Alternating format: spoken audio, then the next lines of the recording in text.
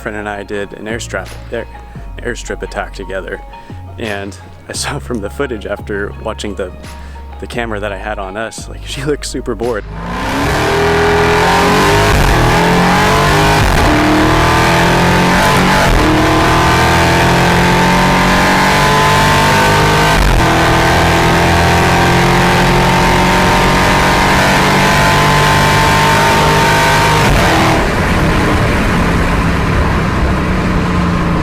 And I don't know if the car was slow or if I was slow.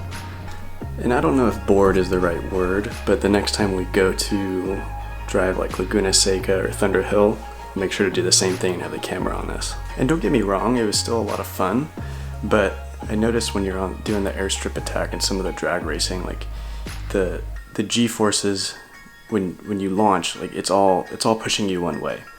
But when you're on the road course or on a track like Laguna Seca, like you're getting the G-forces almost in every angle. Like when you brake, you're getting pushed forward. When you're going around a turn at 90 miles an hour, you're getting pushed to the side. You know, when you're accelerating, you're getting pushed back in the seat, just like you would on the drag strip. So for me at least, I found the road course to be a lot more fun.